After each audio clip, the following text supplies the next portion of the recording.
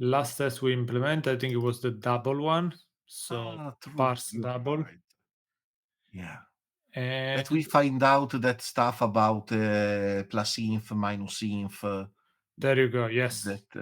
That NOM is not implementing 100% correctly. Or at least not as Redis expects. I don't know if there is a standard. I think Redis is using the standard, but yes. Okay. So the next one is Bignumber. So basically what we need to do here is add parse Bignumber. And we need Just to to recap, our alt is in NOM something that is alternative, so it will try all the parsers, and the first one that matches is the one that wins. And because Redis uses a first character to distinguish the different types, this will be literally checking the first character. If it doesn't match, it's going to move to the next parser. Yeah, fail fast. Okay, so let's put it at the end. Fn parse Bignumber input. I was wondering why Copilot was so quiet.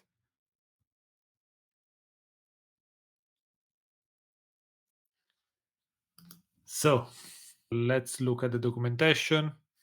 Okay, so I was saying that Bignumbers is this is the spec for RESP, and it's basically saying that you have, what do you have?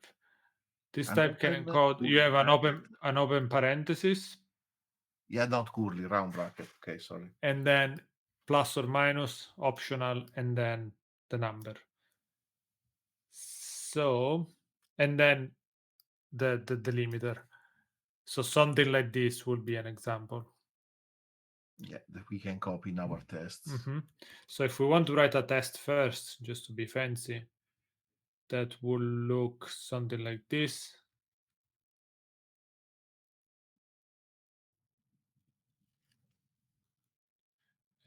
Parse Bignumber. Today I cannot type. Have you already said that we are giving back the Bignumber not as a type, but as just a reference to a string? Exactly. So look at that. Is this what we want? No, it's different. No, because there is no closed round bracket. So yeah, Copilot was hallucinating a little bit. So in this case, what we want is this number here. yeah, but not value big. I know. Yes, we want value Bignumber and a reference. Yes, you're right. On So that part, I was the one hallucinating. This test is not going to work yet. Oh yeah, let's call it like this. Okay, so now we need to see which. Basically, what we need to do is the first thing we need to check the tag, and the tag is an open parenthesis, right? Yes. So the tag here is this one. Then we have an optional plus or minus. Then we have an optional plus or minus that and we also need to retain. So there's the OPT. There is an OPT that we can use, and then there is a any of. So let's do fn plus or minus.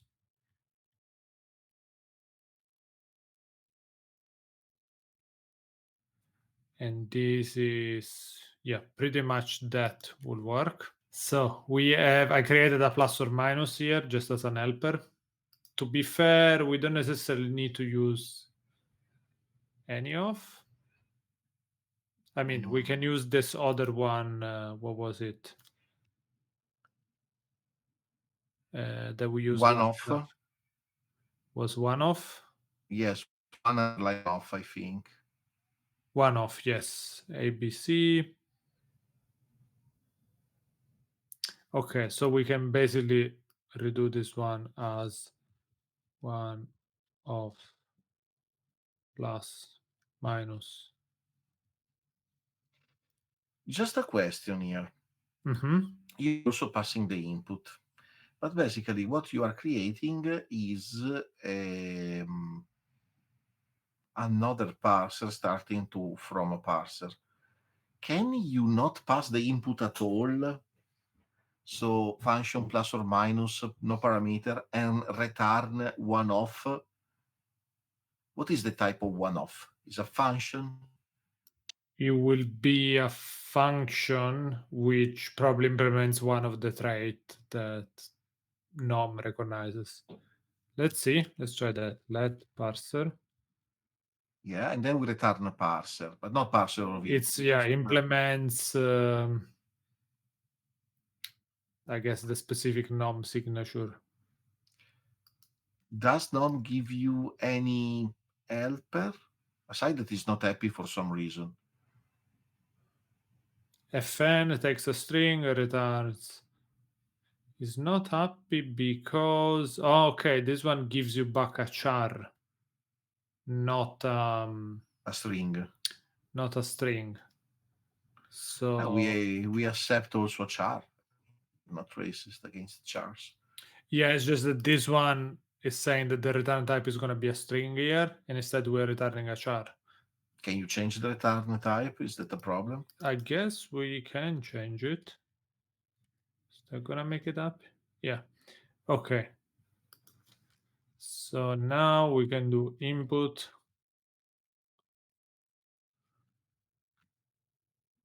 And that should do. So the next thing we want to do is Sign is a good name. but we also want to wrap all of this into an OPT. Right. Because all of this is optional. So sign will become what? An optional char, I think. Now OPT needs to be imported. Yes, option char. Okay, cool. Yeah, but we want to give back a reference to the original string. What do we do with the chart later on? Good point. Isn't enough to say, give me everything until the /r/n? But I suppose we also want to do a validation, right? That if there is some other weird character. Oh, yeah, true. So we want to give back everything, but only if it starts with an optional sign and there are all numbers. And there are all numbers, yes. So now we want to get... How do we do that? How do you put this tuple to put stuff together? We can put stuff together with tuple. So if we use tuple, again, the problem is that we will get two separate values. Ah, okay. So I'm trying to figure out if there is a combinator where we can just define a string, something that will be returned as a string, basically.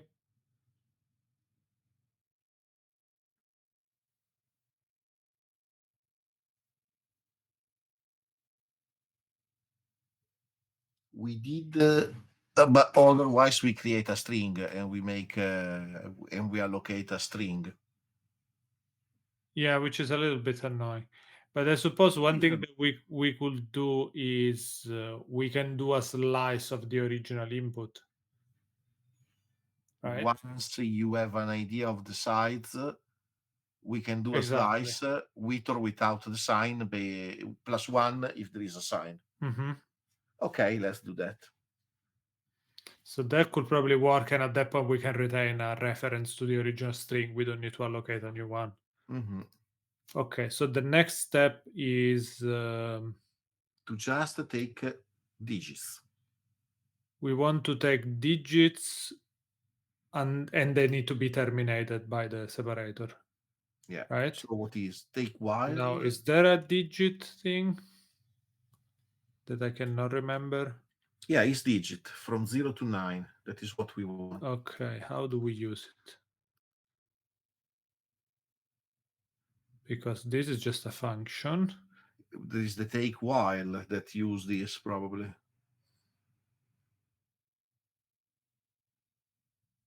I wonder, oh, there is digit 0, which is what we want. Actually, we want digit 1, at least one digit.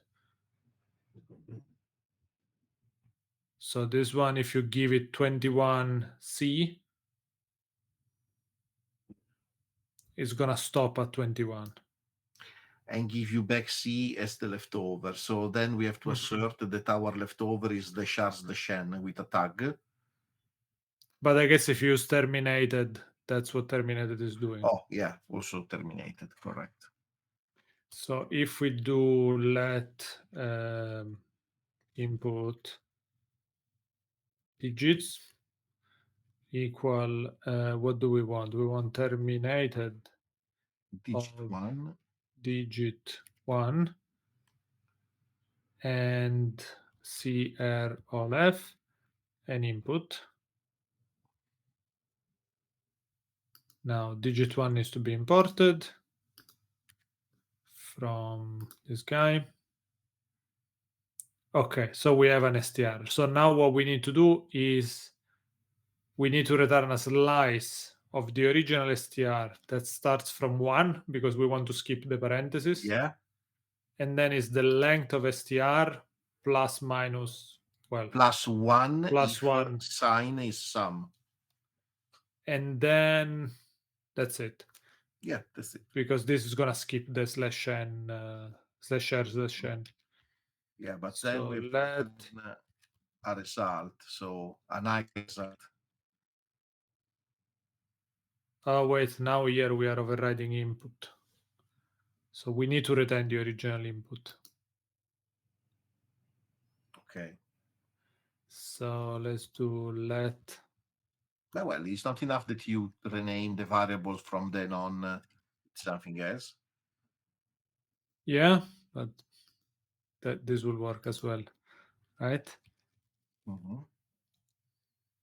So what we want to do is From 1 to the length of digits digits.len plus 1 if sign is something. Otherwise, is this Python? Close enough to Python. So this will be actually will be like this. If sign is was too much Python. 1 else 0, and that's it. Yeah. But So, it's an str. and it's a reference. And now we need to do okay of input and that. And now he's complaining about What doesn't like it? Do I have double parentheses? No.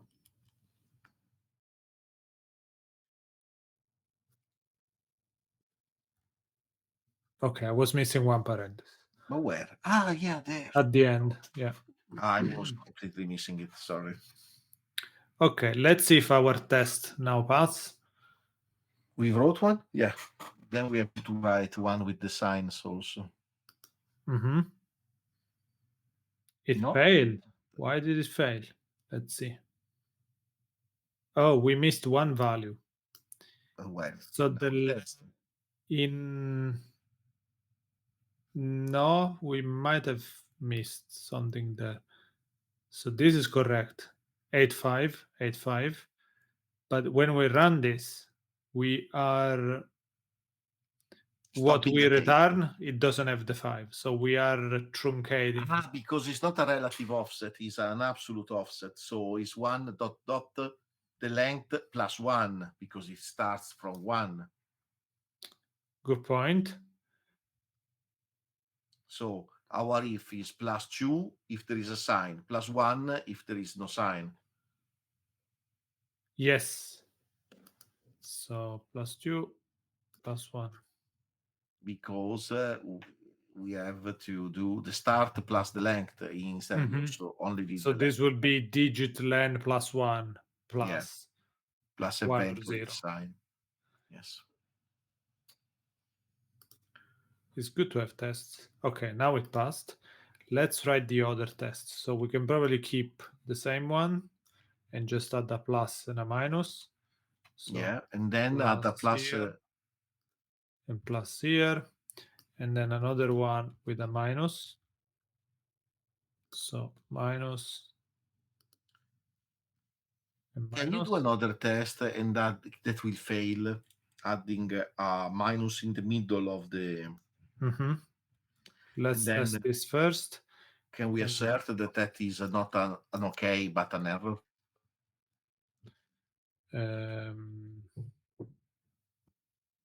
So what we want to do is parse message of parentheses. Let's do a One, plus. two, three, 1, 2, plus 3, one, 4 two, three. minus 1, Yeah. 2, 3, 4 Is error.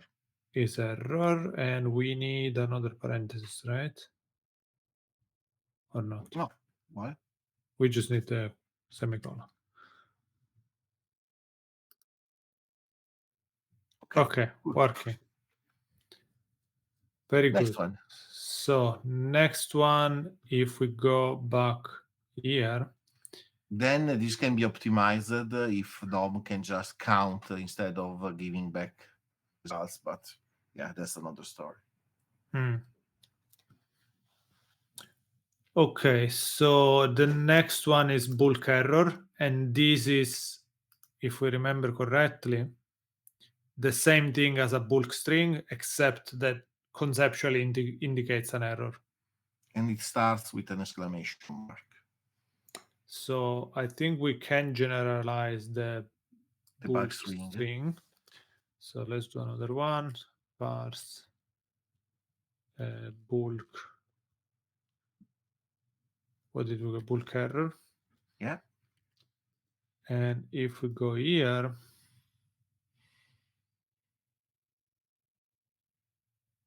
okay, so the only difference here is the dollar rather than something else. And the return type in line 96.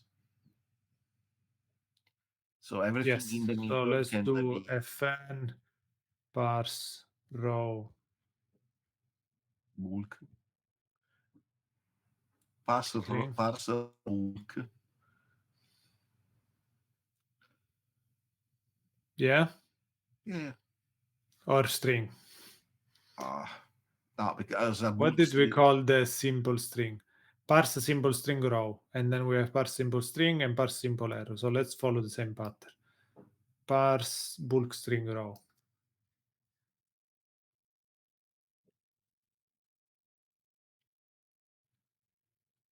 So input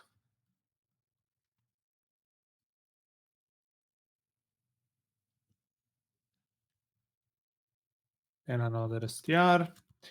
And what we want to do is basically copy all of this. All of this.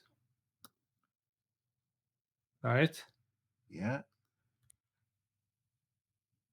And but it should not return an result. Oh, no, it should return an result. Yeah, because it might fail. So that's basically what we want to return.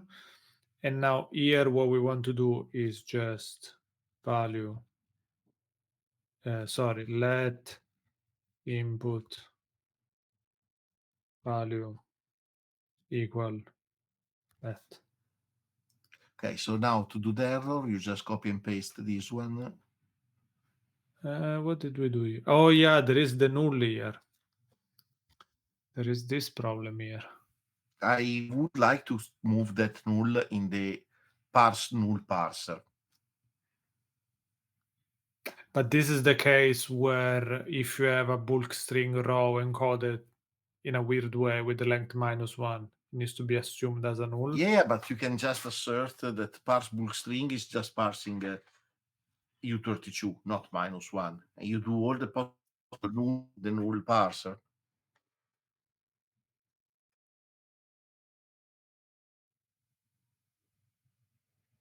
Oh, I see what you mean. So it checks also all the other types, right? If you remove this from here, you can add this to the parse null as if the string is $-1, then is a null, but because it's a null. And in line 89, instead of doing terminated U32 or -1, it's just U32, because -1 is not a possible option anymore for the raw bulk string, because it will be handled by the parse null. Okay. And we keep all the null generation in the null parser. That also makes more sense. Yes, I'm just wondering if that creates room for weird edge cases. Because what if you have a raw string or anything else that could look like a null, but then it's not, like for instance, let's say length is -1, but then you have other bytes. It's wrong. But then which part of our code is going to capture that? The null one, because $-1 must be followed by /r/n, so it will go in error if you don't find any parser to parse it. Okay, Alt, but then if because we are running that in a alt, then eventually it's going to enter the, so it's going to kind of roll back. It's going to start to check all the other parsers and it's going to enter in the raw string. yes, but Then the -1 is going to fail. Okay, fair enough.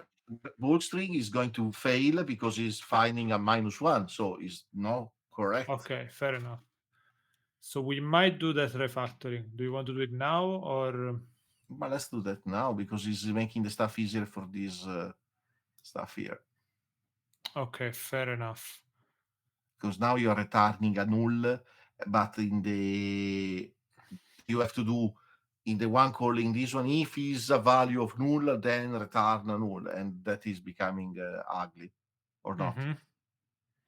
Okay, let me move this one back to full screen because it's annoying me. So let's do that. In the parse null, we just need to make sure that the parse null is high enough. Remove the right? parse bulk error because now we are refactoring, so we are not adding feature. We are green and refactor. So line 53 for now, comment it out. Let's do the refactor to be able to write this feature in a fast way. Now, Okay. 90 to 92 away. Sounds good. The terminated in line 89 is just a U32, not a U32 or -1. That was, I think, one of our creations in line 89. Yes, so this will be U32 only. which Do we need to need import to it? import from, let's put it here. I don't know if we need a 32 because there's another place that does this, and probably also there we have to refactor, but cool. Now, where is the parse null? Now the parse null is somewhere here. Okay. Parse null is an alternative.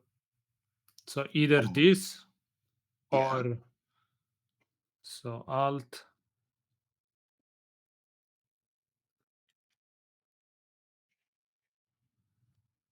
So what is the other cases? Do you need round bracket alt? Yeah, What's because you this? need to pass a tuple. Okay. The So other case let's is, put it like this, basically. the other case is tag star -1/r/n. Sorry, let's do this. I'm making a mess. Okay, that's one. Yeah. And then the other one, the previous one is a tag $, $. -1, that one. Yeah. But we Provided also need to do the same for errors, right? the errors is not used for nulls, at least in So the yeah, function. no, I can. It can. Yes, if I It's remember array correctly. using. Let's go here. So simple string, simple error, bulk string. Yeah, bulk string is error. what we did. What does it say? Does it say anything for -1? No, it was not. But is it assumed because it says that you need to treat it as a bulk string? question mark -1 is not in the documentation. I will not, if it's not written here, assume that it is. This type combines the purpose of simple errors with the expressive power of bulk strings.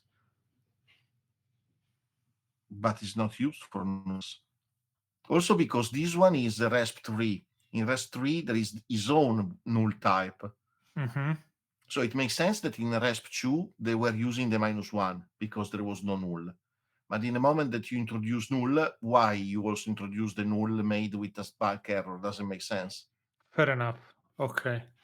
So, so that's it. We don't need to worry about... You can add the star -1 and do the same refactor for the array.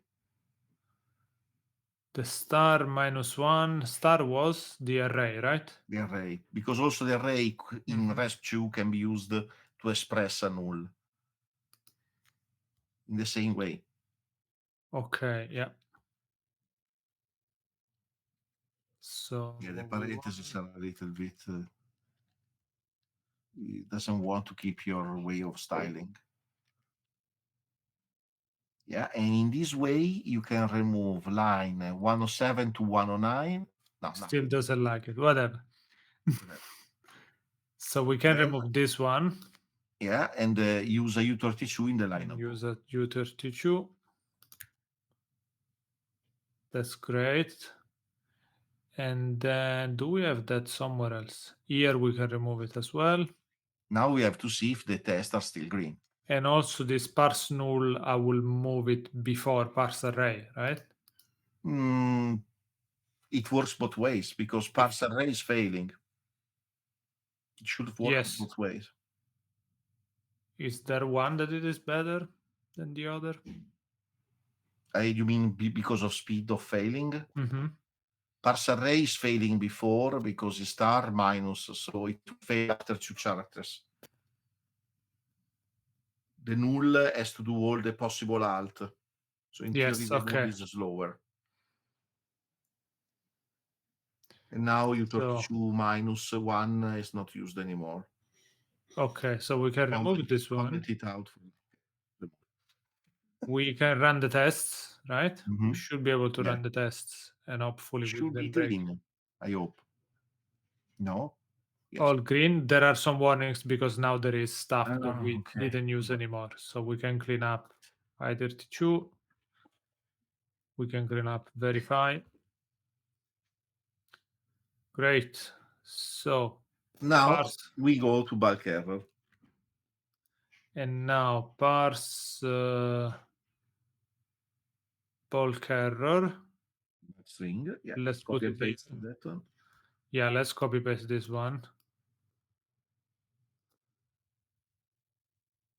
And it's basically exactly the same thing, except it starts with, what was it? Minus? No. Exclamation mark. Okay. And then here is bulk error. Yes. Okay, let's add a test.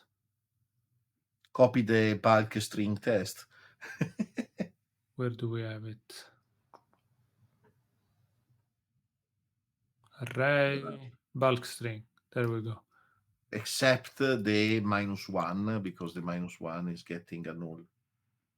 Oh, yes, that one should. No, well, it should still work. No, there is no exclamation mark -1 is what I wanted to say. Yeah, this one is not going to give us a null. No, that one is an error. Exactly.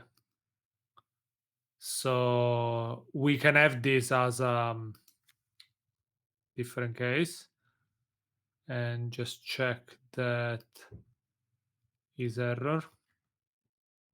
Yeah. Okay, so let's put this one on top. So bulk error. Now, what do we want to test? Let's take the example.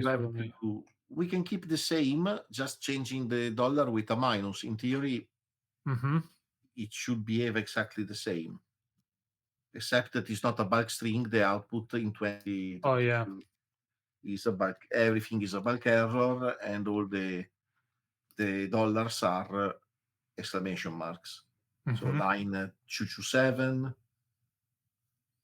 Yes, also this one. Yeah. And I Easy. also want to copy this one just in case, just to Mm, have it as a okay. good practice. Yeah, to have the documentation in your tests. Mm-hmm. So if we copy this,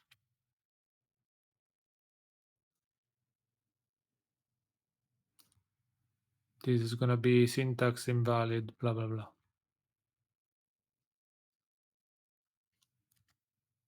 Okay, run the test. Works. Great. So we also have bulk error. So what's next? Verbatim string. So this one was interesting because we were trying to understand what this one means. And I'm not sure we did understand it. Is the one with the encoding. Mm-hmm. That is always 3 digits. So unequal, 1 or more digits for the length base 10. CRLF, exactly 3 digits for the encoding, a colon, and then the data. Mm-hmm. And a final CRLF. As the string total length, but from the example, that 15 that we see there is including 60 colon. I would say so. Everything. So basically, it is a bulk string with a prefix. Yes, I don't understand the scope though.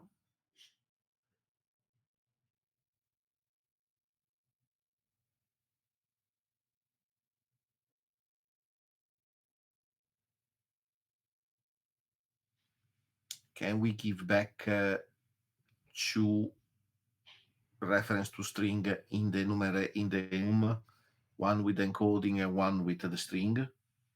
Oh yeah, we could do that. But yeah, what can be another encoding?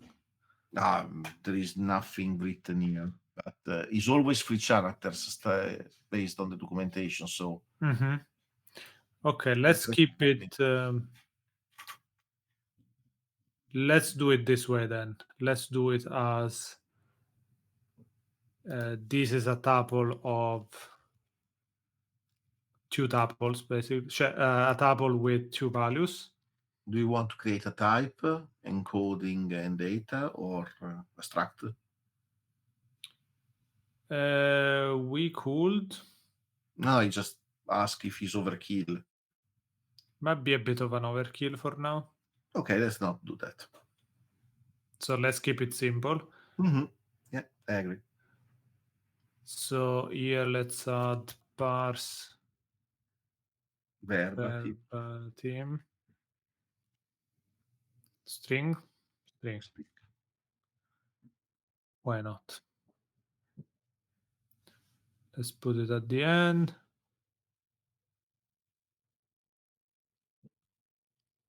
So input str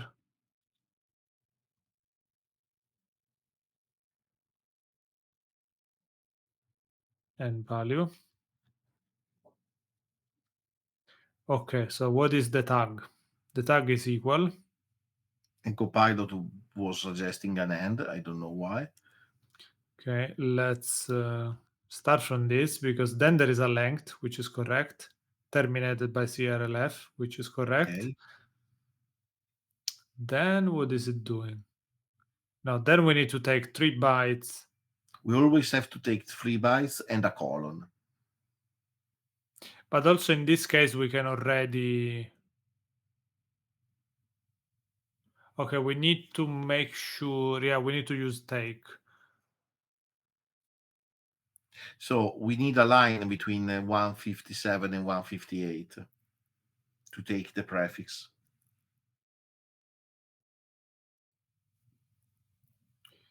Between 57 and 58 to take the prefix. Yeah, let's do let input. input comma encoding.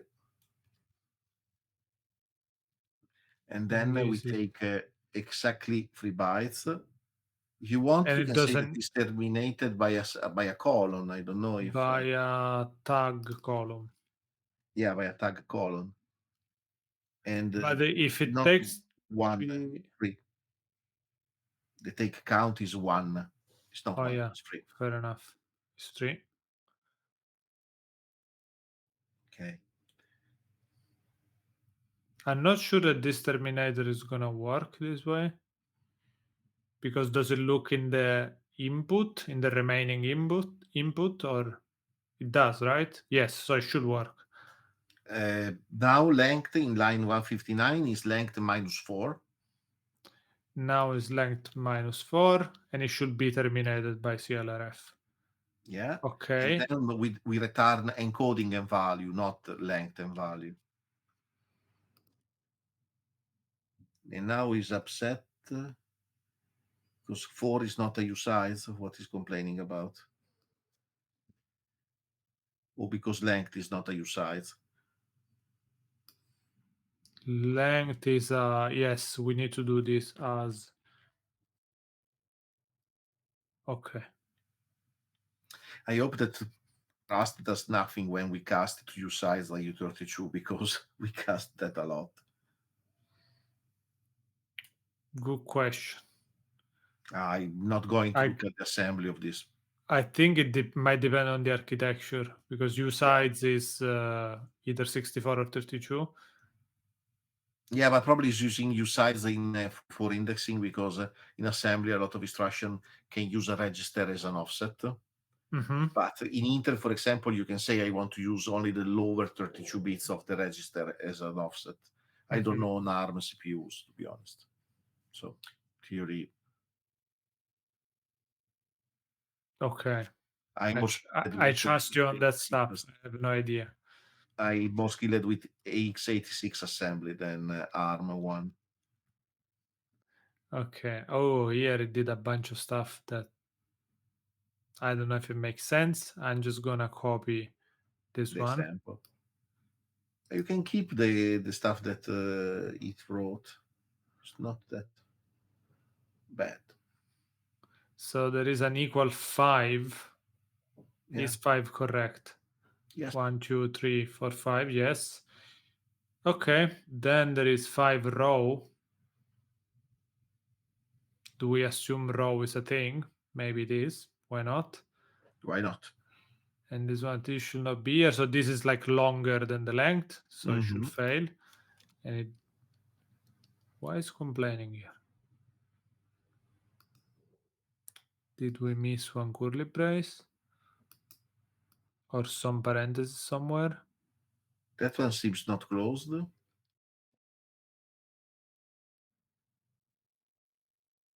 Okay, here is missing one parenthesis.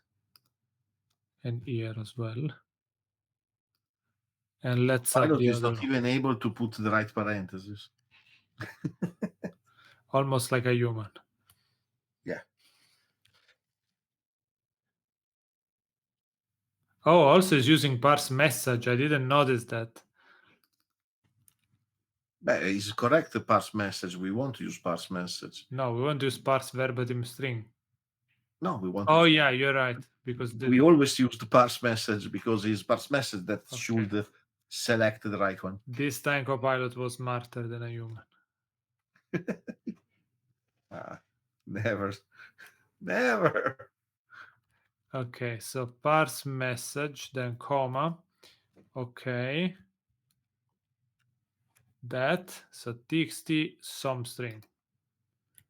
Should be good. No, we are still missing a parenthesis. Are we?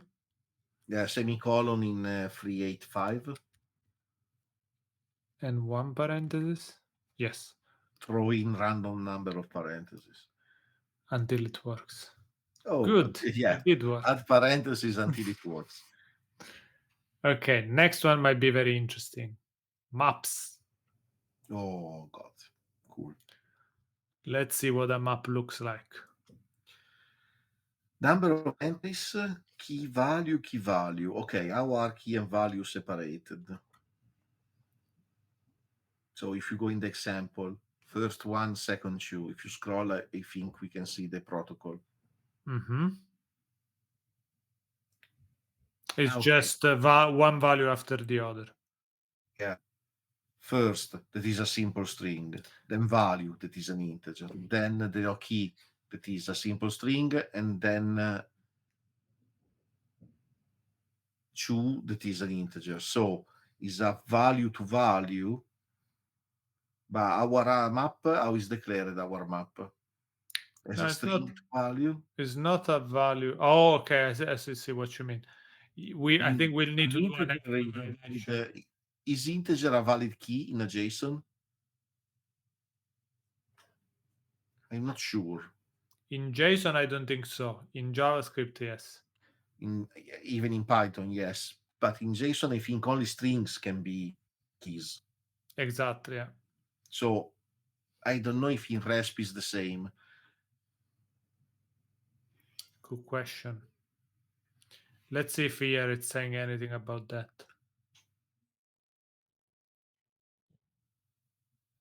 Both map keys and values can be any of RESP types. Oh, This is a problem.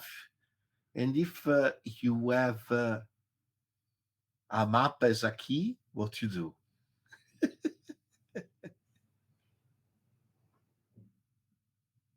Yeah, that doesn't sound That correct. doesn't sound possible. I mean, in RESP 2 type, I can agree, because RESP 2 types, even if array is not a great key, but array with a little bit of stretch, I can think of an array as a key. But yeah.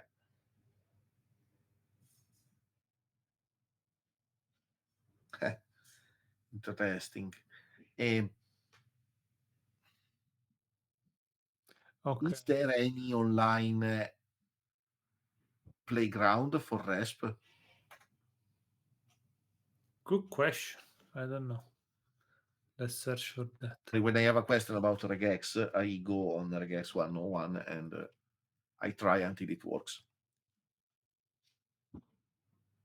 Is there a playground?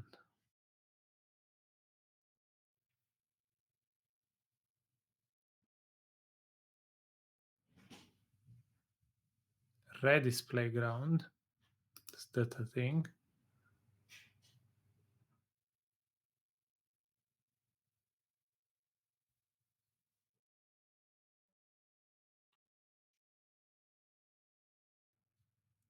Oh yeah, but I remember there was a Redis playground, an official one.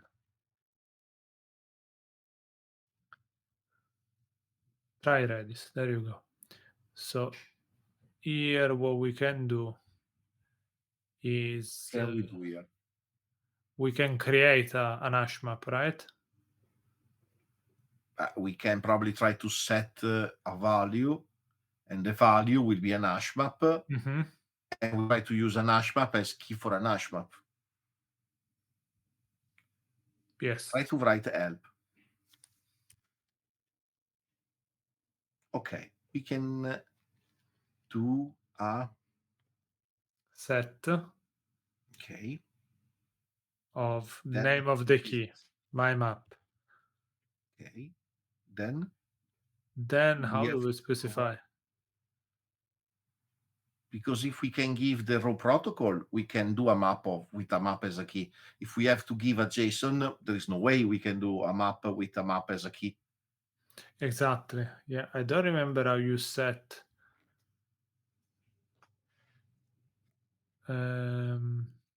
Okay, let's search in the documentation. Redis CLI set map.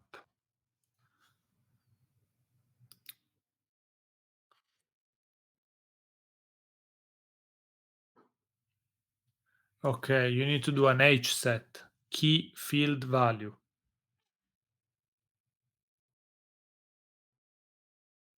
But again, field and value are just strings here. Seems so.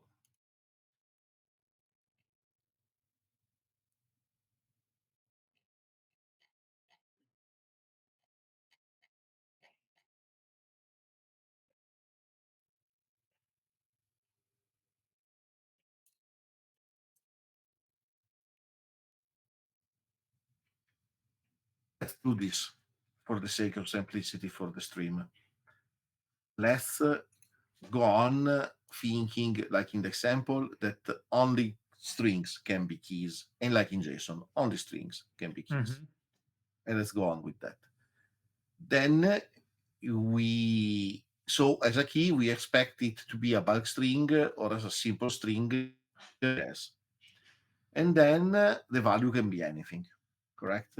Yeah, the other approach could be that we just store a vec of values, and then it's on the user to combine key and Vec of value. values is already implemented because it's the array. Pretty much, yeah. We just retain the fact that it's a different logical type, but then it's on the user to associate key and values.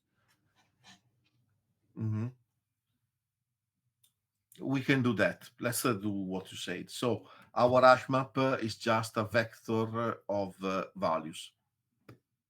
So this becomes a vec of value. Value A. If you really want, we can have two vectors, one with keys and one with values. Actually, fair enough. I like that suggestion. But you have to put another set of round bracket, correct? You are right.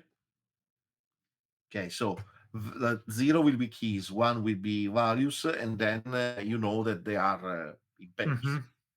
Yeah, and in theory, we could have helper methods and stuff like that to create a proper map. Okay.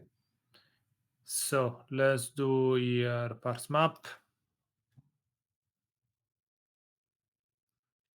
And at the end, parse map. So now it's tricky because we have to go cursively in the values.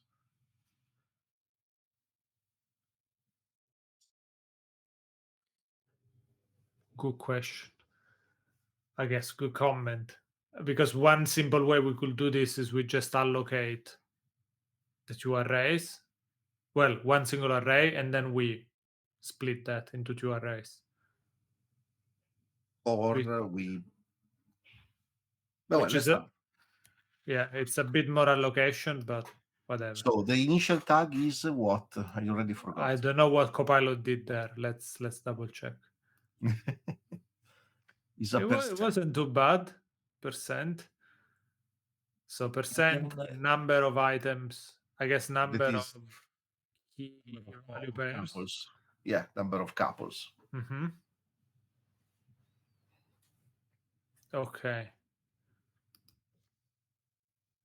So length is a U32 again, probably. Check if there is a U32. So this is correct. This is good question. Is it saying that? Previously was not saying that about number of entries, but I don't know what is the limit for it. Yeah, let's go with U32. U32 is big enough for now. Then keys. Then we have to do a loop of length times, and we parse a value because we have a parse value, right, somewhere. We have a parse value. Yes. So we do key parse value or whatever, value parse value or whatever, and then we add to the two vectors that we created the key and the value, and they always should come in pairs. If they don't come in pairs, it's an error. Okay, or the other approach will be we just repeat twice as much length by length. Times, yeah, and we just accumulate everything in one array, and then we split. We split later. Okay, we can do that. maybe less efficient, but I just don't know in NOM how can we do this kind of iterative loop. Fine. Case, let's keep 167 then, but the value of the variable is not case, is case and values, the name of the variable. So let's do, sorry, case and variables where? You can that line, the one below the cursor. Okay. Oh, this one is, yeah, you're right. So this will Case be and values. Then the count is length by 2 as a use size. length by 2 as a usides. Now you're probably complaining that if you multiply length by 2, you can overflow. No, Doesn't it's not. complain. Okay. Okay, Nice. and now we can create the two arrays. So Now, what do we have out of that? A vector of values. Is there a nice way of splitting a vector in two in Rust, odd even? I have no idea. There might But be. well, otherwise we just do a filter. We do two filters. Can we do a filter without consuming the vector? I think so, but what I was thinking was key will be vec with capacity. Something even more naive, right? With capacity, and capacity is length as usides, and the same stuff with values. And then basically what we need to do is this. Yeah, Copilot got my idea. I was just thinking instead, my idea was even more naive probably. Case is case and value dot filter, and you keep the odd, and the values is case and value dot filter, and you keep the the even and the odd. But yeah, it's the same. I don't think there is a huge difference. Why is cloning KV? Because good question. Really need to clone them? Because it's not consuming the original array, the original vector. So you need to retain ownership. The original vector, we can consume it if you go through this. Yes, but not with a for loop. Okay. You have to do a map. I guess another way of doing this could be if we make this mutable, right? Then there was that function drain. What was it called? Do you remember one time we used that function drain? Yeah, to remove elements. Or retain, maybe. Keys and values dot retain. Yeah, but you have to retain something in one array and something in the original array. Yeah, what does it return? Does it return what was removed?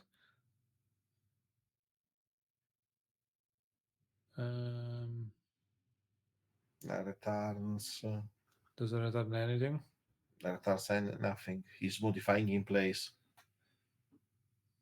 That's annoying. He's not doing a fork. Yeah, I was hoping that it was also returning the elements that were consumed. But I guess it makes sense not to do that because otherwise would be an extra allocation unless you really need it. Right? But is there a retain mute? Does that do something different?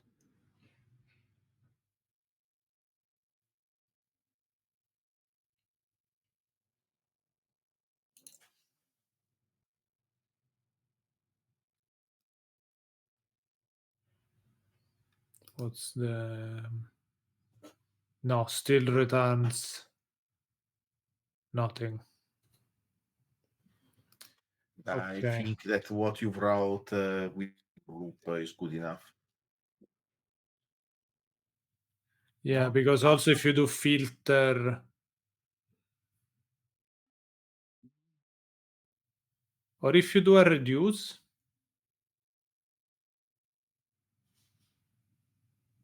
then can you move every single element out? So if you do iter dot enumerate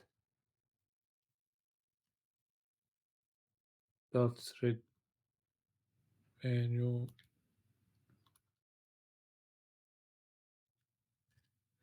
reduce, then what can we do? We have a val, an index and a value. but at this point value is an actual It's not happy about enumerate. Why? I know. Now it's not happy about reduce. oh, two distinct arguments. Really? Oh no, sorry. It's taking the accumulator and the value, but we don't care about the accumulator, so you can put an underline for the accumulator. Which one is the accumulator? The first No, one? we need an accumulator, which is what? Why we need an accumulator? Okay, the accumulator is the first one, I believe.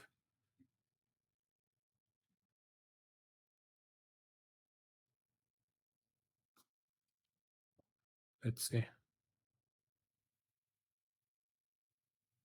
Is it? Oh yeah, we also need to pass the starting value, right?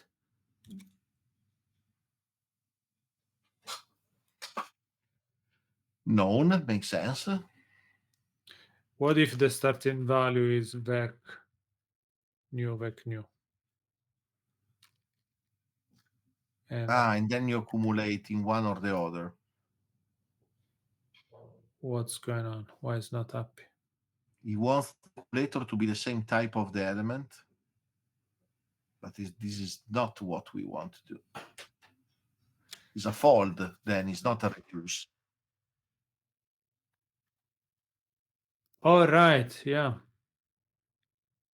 Because reduce is giving back the same type. Fold can do anything in theory, but the order of the parameters obviously is the other way around.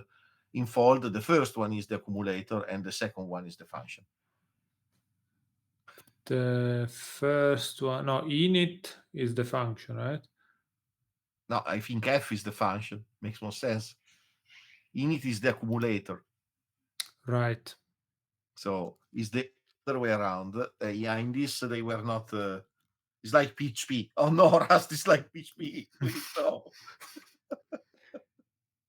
Okay, what am I doing wrong now? No lightning.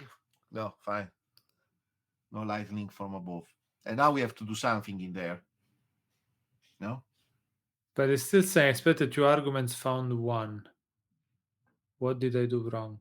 I think I messed up parentheses. Yes. No. Okay. Now parentheses are correct. This is not returning anything, so of course it's wrong. So here what we do is let keys and values.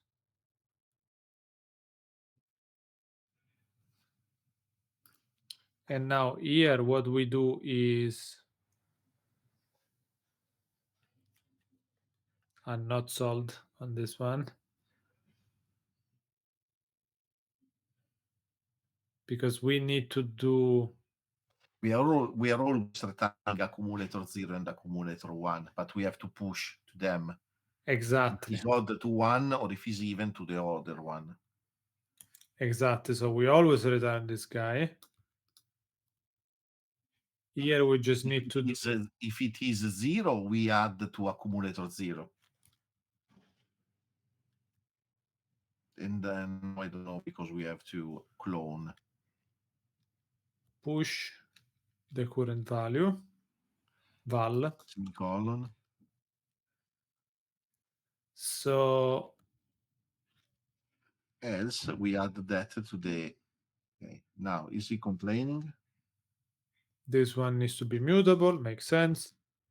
Yeah, the accumulator should be mutable. Thank you. Okay, and in theory, if we wanted to be fancy, we could also do keys, values. there and mute and mute. And here we can just say keys. To avoid to use the 0. I was thinking of being lazier, so.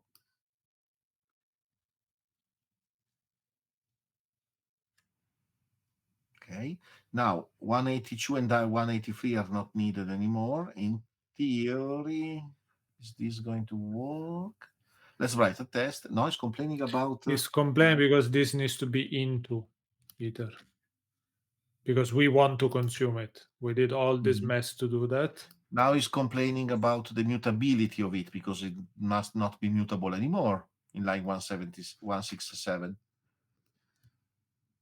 The mutability of, oh yes, fair enough. There's no mutability here. Cool. So we might have a parse map. Okay, let's see. Which doesn't use clone. That is always good. Let's copy the example and do a test.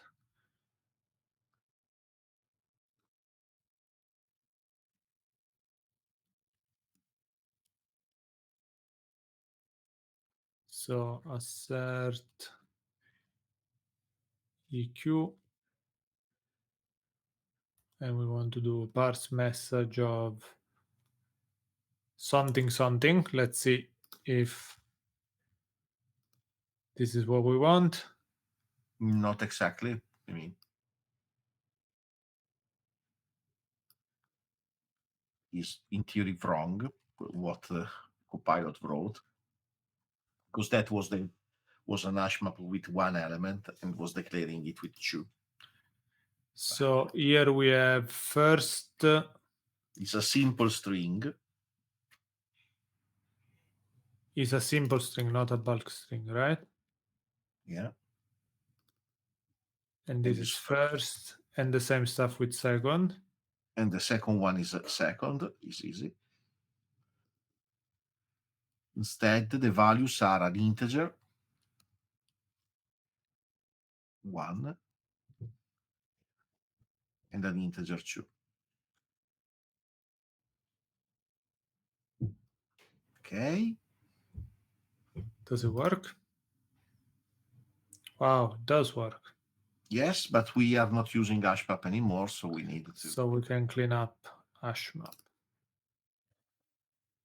Okay, are there other examples?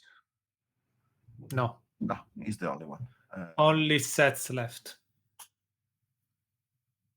If it's simple enough, we'll do it now. Otherwise, we'll do it another time. Set are somewhat like arrays, but are unordered and should only contain unique elements. I think it's just like array. And then we accumulate into a set. Instead of accumulating in a vector. I think we can do this. What do you say? There isn't even an example. I feel that somehow they got lazier the more types they have. Going through less and less examples. Because they started really well with lots of examples. Okay. So. It's also true that what is telling Redis if your data are set or array? What is changing for real for Redis? Probably internally it's important because when you push into a set, you know you are removing duplicates. But I guess if you use an instruction that is altering the value directly. Okay, fair enough. So what is the array? Parse, what is parse array?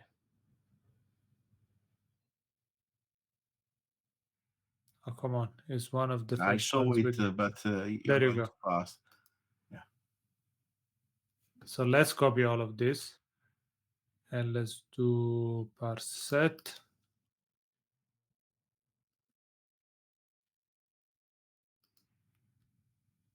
And the character is a tilde.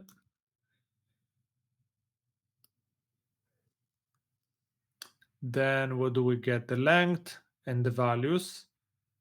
Now the problem is that when you use count, automatically allocates into a vec. So the only thing we can do here is to do B free set. B3 set from. Can we do a from? Let's see if that's the case. No.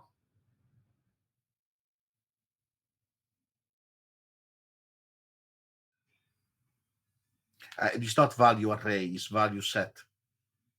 Oh yes, good point. But still, I'm not sure. Can you do values into? Is it smart enough? Good question. I think the from will be the same stuff as we were doing. So no. No, there is no. So, but can you do something like collect B3 set? What do we have? Extend. Can you do a values .iter.collect and turbo fish it? That's what I was hoping for. Yeah, but you have to start with values .iter or .into iter .collect, and then you turbo fish the .collect. Or you hope that is smart enough to not turbo fish it? No. It might need the turbo fish. B3 set of underscore of value. Come on. Value should have ord, is not implementing ord. Value is not Okay, implementing that's the comparison. problem. Can we implement that? Because you should be able to tell if a value is equal to another one to create a set. Try to derive order to see what it thinks about it. Is there gonna be enough? Happy? No. Take a generic argument. Okay, now it's happy. Now I'm curious to see if we do this, if it understands it. Yes. If you do collect without turbo fishing it,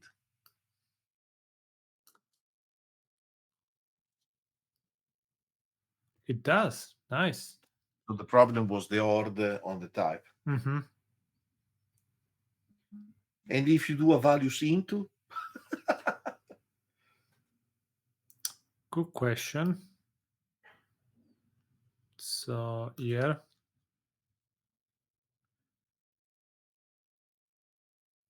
no, the values into is not that smart. I tried. Too many layers of indirection. Too many layers of consolidation. Okay, so let's do a quick test and we can probably call it a day.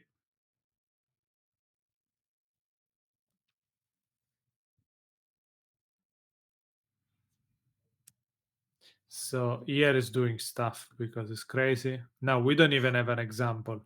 So No, probably, we take an array and we replace it with a tilde. so let's see what Copilot is doing, if it makes sense. 1, 2, 3 makes sense. And is a set, but it's not a vector inside. No, because there is an into iter collect also there. Okay. Yeah, just because again B3 sets, they don't have a nice macro Literal. like this one. Yeah. It should work. It did work. So The last one is pushes. That again is an. oh yeah, there is pushes. We have a bunch of them that are array like. We could do a refactor. One point. No. Parse. Yes, probably we could. So spoiler, pushes are basically arrays, but they come from the server to the client. Correct, Luciano? That's my understanding. Mine too. At any time on the open channel. So this crate is not to handle the traffic. This crate is just to decode the messages. So we just treat it as an array because it says so in the documentation. And the start character is This major greater sign. than, Yeah, greater than sign. So it's just an array, but with a different semantic meaning. Actually, here pushes, we didn't even give it anything. We're not understanding what it was at the beginning. So that's a vec of value A. Okay.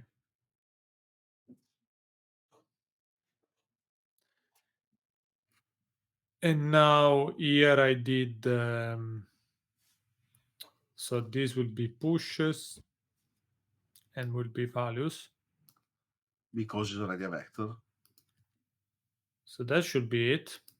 That is very similar to an array. Yeah, so we can probably extrapolate all of this into an array. In a function that is parse multiple values. Mm-hmm. And it can also be used for the map because in the end, no, because the map has a length that is double the length. Here the length is 1 times the length. Yeah. Okay. Could be generalized if we add a multiplier parameter. Could work. By 2. Oh, well, anyway. We want to copy and paste the test, or you already did it and I was not paying attention? We want to do the test? Yes. I was thinking that we could even generalize that multiplier. But yeah, let's do the test first. Yeah, so that we can refactor when we have green tests. Yeah, let's be diligent. I'm never diligent. I really never do that.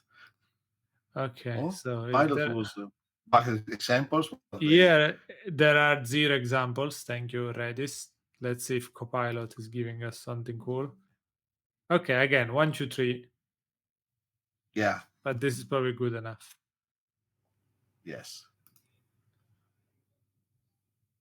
Cool. Cool. Okay, so now very quickly, what I want to do is this. If we do, let's take that parse array.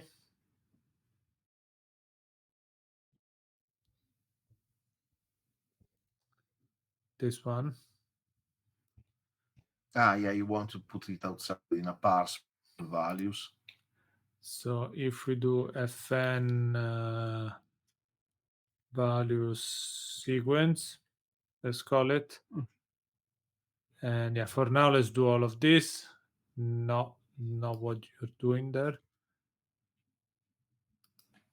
And not even a tag, because the tag is handled outside. Yes, not even the tag. And that might be one way of doing it. But what I want to do, it would be nice if this is just an helper to create a parser rather than applying the parser as well. So you don't pass input, you pass nothing. So you basically need to, what do you need to do? Yeah, the problem is that you need to read from the input. So I don't know if this is feasible. Oh yeah, you need to know how many times to count. No, I think you can't do that. So no, we can abstract this one and reuse this one in a few places. But for the map, we need to keep the explicitly 2 lines, which is not too bad, but Yeah, if you don't add a second parameter to value sequence, input comma an integer, and the integer is a multiplier for length. But then you always have to call it with a 1. if you pass like another input here, you mean like another argument? Yeah. Can you do That that? might work. You can pass multiplier u32 if you want to make it optional. or uside. And then you multiply length by that one. Length as usides multiply.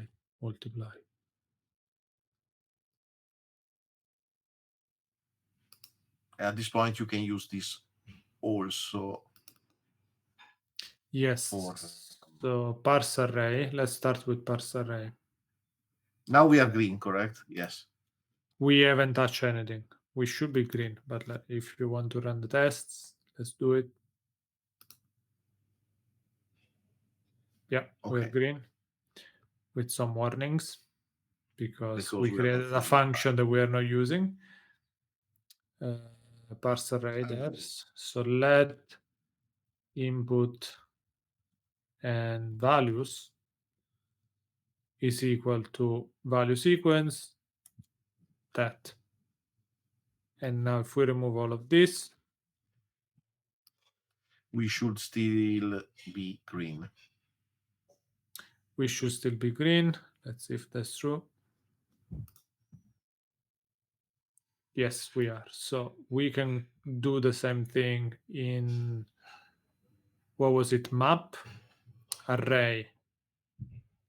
There is array, there is the map, there is the set, Double. and the pushes. Map is there, so map keys and values, so we can copy all of this.